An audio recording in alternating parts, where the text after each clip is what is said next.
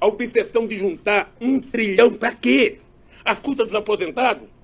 Se eles lessem alguma coisa, se eles conversassem, eles saberiam que esse cidadão aqui, analfabeto, 4º ano primário, um curso de torneiro mecânico, juntou 370 bilhões de dólares de reserva, que a R$4 o dólar dá mais de 1 trilhão e 200, sem causar nenhum prejuízo a nenhum brasileiro. Então, se eles querem juntar 1 trilhão, tem uma fórmula secreta. Coloque o povo no orçamento da União. Segundo, gere emprego. Terceiro, gere crédito para as pessoas. O povo está devendo, tá. Tire todo o penduricalho da dívida do povo e ele paga apenas o principal no banco, você vai perceber que as pessoas voltam a poder comprar. Um país que não gera emprego, não gera salário, não gera consumo, não gera renda, quer pegar do aposentado e do velhinho 1 trilhão? O Guedes precisava criar vergonha. Onde que ele fez esse curso de economia dele? Se ele quiser me visitar aqui, eu discuto com ele como é que a gente resolve esse problema dos pobres sem causar prejuízo aos pobres. Por que não mostra os privilegiados que ele fala que vão acabar com o privilégio? Bota, coloca a lista no jornal de 10 privilegiados. Coloca o nome. CPF. Não, é o coitado.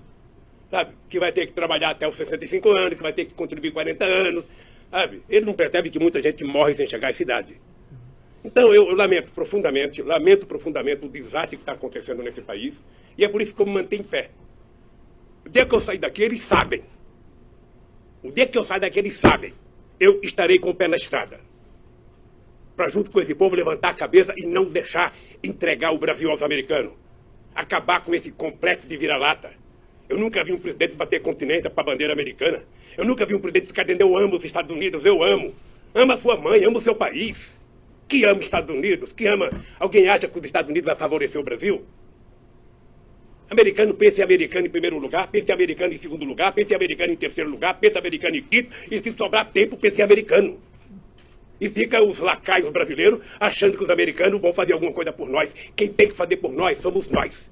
Acabar com o complexo de vira-lata, levantar a cabeça, e a solução dos problemas do Brasil está dentro do Brasil. Olá, minha gente, pois é. Então, o Lula continua dormindo naquele sonho dele de ter sido ou ser alguma coisa algum dia. Ele ignora que ele teve uma chance de ouro e ele jogou pela janela. Foi ele quem lançou aquilo tudo pela janela da história. Ele não quis saber se ele serviria para alguma coisa. Agora preso, ele está ali tentando posar de vítima. Está tentando posar de, como ele diz, ser prisioneiro político. Prisioneiro político? Um cara que já foi julgado pela primeira, pela segunda, pela terceira instância e não sai de lá. Por quê?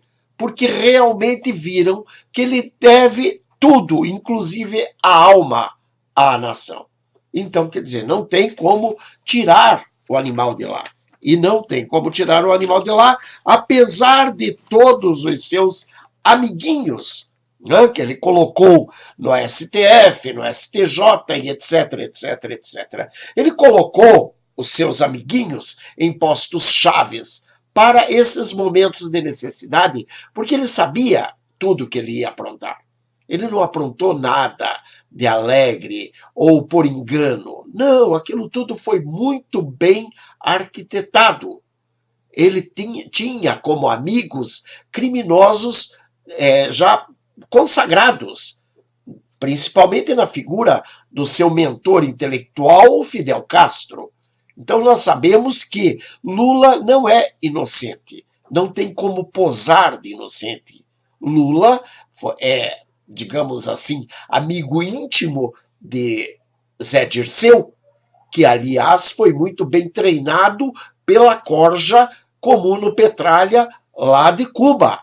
Né? Quer dizer, o Zé Dirceu ele devia até a alma para o Fidel Castro.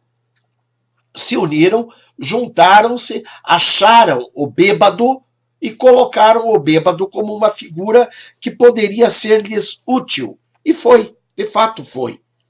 Então, ele tem, assim, um monte de coisa para contar, e é verdade que ele, nesses momentos, ele fará seu papel, como ele conseguiu agora, via STF, poder dar entrevistas, que na verdade não são entrevistas, o que são?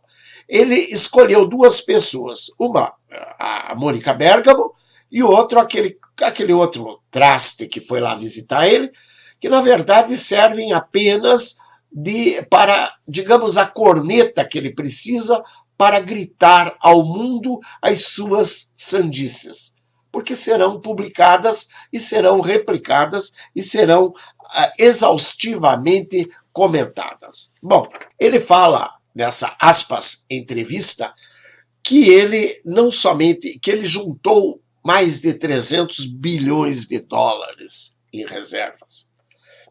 Em parte isso é verdade. Ele não somente juntou 300 bilhões de dólares, ele juntou muito mais.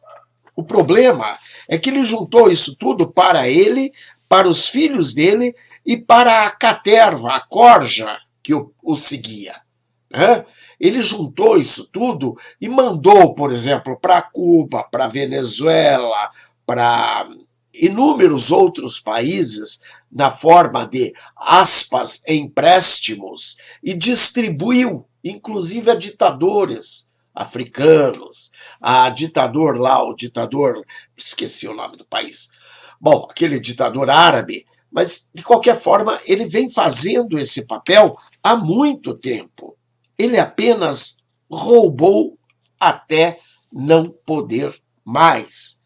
Agora, quanto ao fato do Bolsonaro ter batido continência à bandeira americana, bom, primeiramente é sempre saudável lembrar que a continência é sinal de respeito, ou seja, um cumprimento, assim como é o aperto de mãos.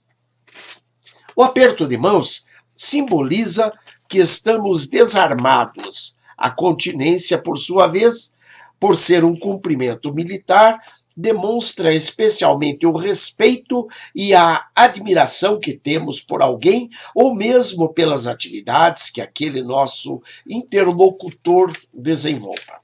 Dessa forma, a continência, que é uma saudação militar, manifesta em sua extensão o respeito e apreço a pessoas que, por algum motivo, estejam merecedoras dessa saudação. Essa manifestação, também, em muitos casos, deve ser estendida aos símbolos, especialmente à bandeira nacional, a bandeira do país em que você esteja. Lembrando que não apertamos as mãos de qualquer pessoa, portanto, também não se bate continência a qualquer um. Em inúmeras situações, encontramos o apedeuta em abraços efusivos a Fidel Castro, Chávez, Morales, Maduro, entre outros. A diferença está em quem se queira abraçar. Apenas isso. A diferença só está em quem você quer abraçar. Como eu disse, o apedeuta abraçou Fidel, Morales, Maduro e outros, né? Bolsonaro apenas optou por abraçar pessoas de outra vertente que, pelo meu ponto de vista, lógico que não pelo dele, mas pelo meu ponto de vista, são pessoas mais dignas, até mesmo de confiança, da confiança que requer um abraço ou aperto de mãos, ou mesmo de uma continência. Observe-se que você abraçar ou dar um aperto de mãos não é uma coisa que você possa sair na rua abraçando e dando aperto de mão a qualquer um. Veja-se o que aconteceu com o Bolsonaro lá em Minas Gerais, quando ele estava sendo levado pelos braços do povo. Chegou Adélio Bispo com uma faca e o esfaqueou. Quer dizer, então você simplesmente não pode sair abraçando e apertando a mão de qualquer um que você imagine que possa no meio da rua, né? Porque você fica, digamos, despreparado, você fica à mercê daqueles que estão à tua volta. Bom, lembrando que na qualidade de presidente da República, Bolsonaro é o chefe das Forças Armadas, portanto, em países com linhas e diretrizes idênticas à nossa, existe o dever e a obrigatoriedade na continência aos militares que, em muitas ocasiões, poderão inclusive vir a ser parceiros em casos de guerra e luta contra inimigos. E, claro, natural, não precisaria nem dizer que ele teria, sim, que prestar uma continência à bandeira daquele país, uma vez que aquele país se sentirá lisonjeado por você ter a deferência ao símbolo daquele país. Né? Coisa que o Apedeuta fez, sim, com Cuba, com a Coreia, com a Venezuela, com a Bolívia. Ele fez, apenas fez com outras pessoas. Então, como ele diz, o complexo de vira-latas, na verdade, é o mesmo complexo de vira-latas que ele. Apenas o Bolsonaro, digamos então, se está com o complexo de vira-latas, estaria procurando uma lata de lixo de um rico para virar, ao contrário do Apedeuta, que buscava as latas de lixo de Cuba, Venezuela, Bolívia e alguns outros criminosos de plantão. Uma coisa é você revirar o lixo do bandido, do criminoso. Outra coisa é você revirar o lixo de alguém que, por exemplo, jogue uma geladeira fora, ou um televisor fora, ou um carro fora. Né? Aí você poderá encontrar algumas coisas um pouco mais, digamos, interessantes. Então, conviria, sim, dar uma olhadinha no lixo que ora se revira.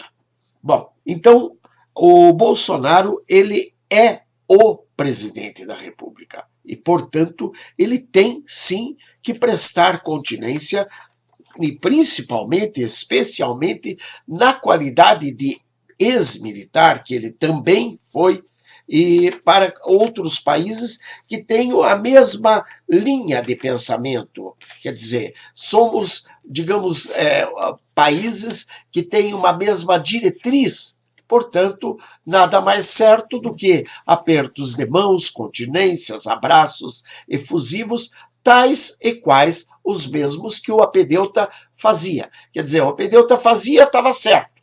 O Bolsonaro faz, está errado. Por quê? Só porque os parceiros são diversos? Ora, parceiros diversos por quê? Porque temos linhas de pensamento diversas. Nada mais do que isso. Tem gente que prefere ter por amigo e por parceiro Fernandinho Beiramar, Marcola, entre outros, pessoas inclusive que estiverem em fotos com o Cabral, com o Lula, com a Dilma, né? O próprio Cesare Battisti tirou fotos com o Lula.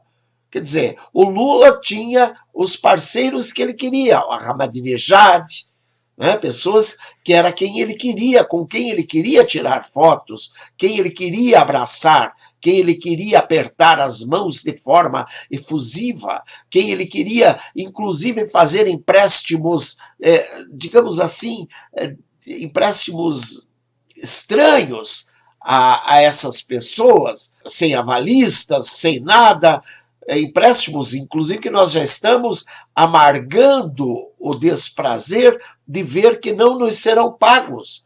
Por quê? Porque foram feitos empréstimos de maneiras erradas, de maneiras totalmente diversas daquelas que qualquer país sério, qualquer pessoa séria faria. Quando você faz um empréstimo, você toma avalistas para que você não corra o risco de perdê-los. Muito bem. Quanto a amar, como o Apedeuta citou nessa, aspas, entrevista dele, ou dizer, porque o Bolsonaro disse que ama Estados Unidos, Israel, ou seja, lá que nação seja, não deveria ser motivo de estranheza, uma vez que se ouviu demonstrações de apreço muito maiores por parte do Celerado para com seus heróis Fidel, Chávez, Morales, Bachelet, Maduro, entre outros. né? Entre outros, inúmeros outros, inclusive tirando de nossas reservas, repito, o nosso dinheiro e destinando justamente a esses que não só não lembram que nos devem, como sabemos que não receberemos de forma alguma. Até porque foi um jeito de surrupiar o dinheiro da nação juntamente com a quadrilha criminosa que o Molusco representa. Lembrando que ele pegou 25 milhões de dólares do nosso dinheiro e deu para a Palestina, né, para o Estado Islâmico, na verdade, não foi para a Palestina. Ele deu 25 milhões de dólares para o Estado Islâmico.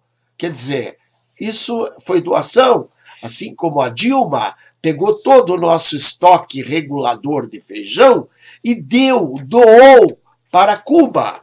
Não que nós não podemos ajudar a alimentar os pobres e famintos, podemos, mas aquilo que a Dilma fez foi um ato totalmente irresponsável, porque o estoque regulador é justamente para quando falta, estamos na entre-safra, então falta o produto, aquele estoque regulador é para manter o preço sem a alta. Bom, portanto, como eu dizia, não se pode estranhar. Cada um admira a quem queira.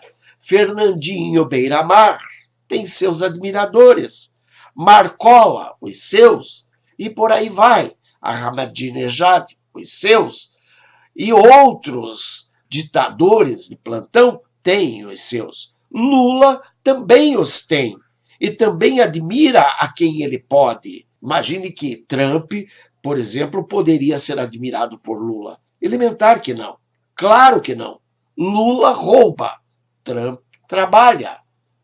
Lula passou a vida bebendo, roubando e destruindo, enquanto Trump passou sua vida trabalhando, montando o seu império. Ele realmente é um dos homens mais ricos do mundo, mas porque não ficou dormindo em berços esplêndidos, ou mesmo sendo admirado por idiotas, por mentecaptos que circulam à sua volta, ouvindo papo de bêbado. Quer dizer, não tem condições.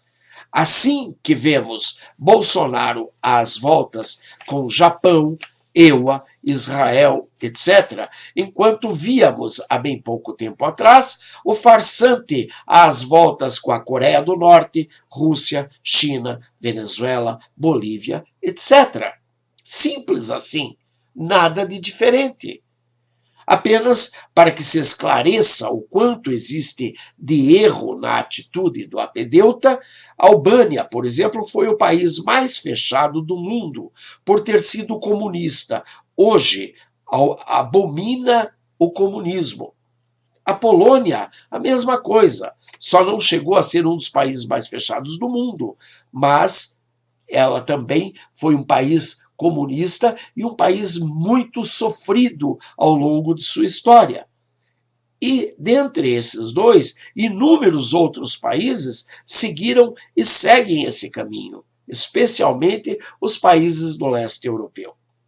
Alguém ainda acha que Lula está certo, uma vez que esses países e outros inúmeros países abominaram o comunismo, chegando inclusive a criminalizar que se fale em comunismo ou em socialismo dentro de seus países?